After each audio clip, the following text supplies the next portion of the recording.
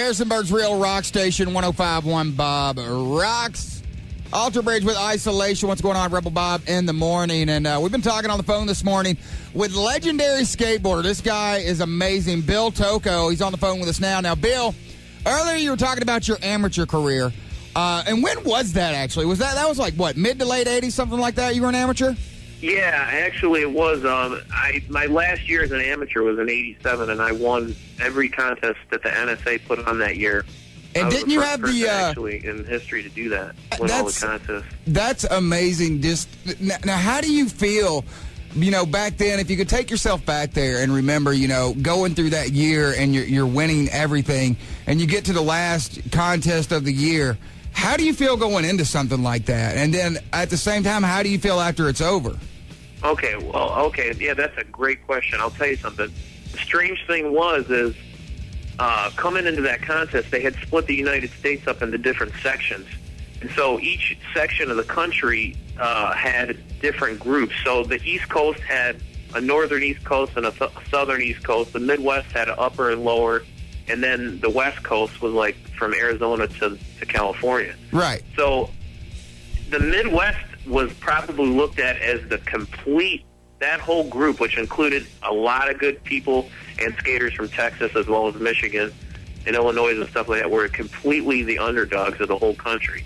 And at that time, from Texas, Brian Pennington was one of my teammates on GNS, and myself and a couple other guys, and they actually did real well coming out of that Midwest region, but no one expected us to do anything because really the Midwest was never really, you know, getting too much publicity. Right. The East Coast, you did a little bit more. You know, you had some Florida people and some people up in, you know, upper, you know, northwest or northeast got a little bit more coverage, and of course all the California. So the Midwest was a complete underdog. So the first contest for our region, for the Midwest region, was in St. Louis, and I won that, and that was like, you know, probably the first major contest I ever won. So that was kind of cool, but that was considered just the first step as a district contest. And then, you know, as you move on, the country, you know, it gets smaller, so each group that moves on, you know, less people are in it. So then it happened to be the Midwest regionals. It was all the guys from Texas and then a few people who made it from Michigan and Ohio. And I ended up winning that, and Brian Pennington got second. And the other GNS rider from Texas, who was real good at the time and real young at the time, was David Nielsen. He ended up getting third. So it was me, Pennington, and Nielsen. So then when it came down to the finals, which the whole country was competing in, including the, you know, the West Coast contingent also was in Phoenix, Arizona, was in Arizona. And honestly, going into that contest in the finals, looking at the, you know, the top 20, 15 people there, all those guys ended up going pro, and they were really good. So I was just thinking, man, if I could get in the maybe top 8 of this contest, I'd be happy. I had no, you know, idea that I was going to win it, to be honest. That's awesome. No idea. So it was pretty amazing for me. Now, it was after that you went pro, correct? Yep, for GNS. And when you went pro, you know, it wasn't like going pro nowadays where you go pro and all of a sudden you're a huge star and you're on TV and you're a millionaire. No, not at all. you know, talking about that now, how do you think skateboarding has changed from the time you went pro to, like, say, guys like Ryan Sheckler that are ripping it up now on street courses? I think it's changed a lot. Number one, I think the main thing that has changed is that there's a lot more people kind of in the mainstream that skate kind of compared to, like, back then. I mean, back in the early 80s, if you were street skating down the street or you were even driving in a car and you saw someone on a skateboard, it was a huge deal. I mean, it was a serious big deal. You like actually would stop your car or get out and talk to the person. Right, or make right. your parents like pull over. I mean, now there's so many people doing it, it's not quite the same factor when you see someone. And let me ask you... You don't freak out as much. I mean, that's one big thing.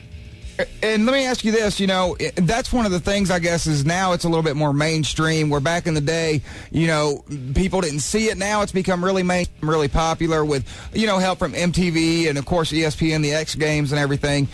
Do you think it's almost getting to the point of being too commercial now? You know what? I think it's just, I'd like to say yes, but on the other hand, I mean, I think it's sometimes a natural evolution of anything. I mean, if you're, like, in any kind of sport, it's probably going to grow and get bigger. I think it's too commercial, but, you know, on the other hand, if some people weren't around when I was, they might just think it's the norm, you know what I mean? Right. No, I got you 100%. But getting back to that point of, like, how is it different, I can give you one great example. Back when we used to go to our home in our original skate park, which was Endless Summer Skateboard Park, and that was opened in 1978 and closed in 1984. It was in Roseville, Michigan. That's where I met all the core guys that I still skate with today. Bill Danforth, Chris Opie Moore, Bill Ferguson, Ward Kramer, a lot of the same guys that skate now. Greg Fidel, who's actually a downhiller for pocket pistols. He's one of the top 5 in the world.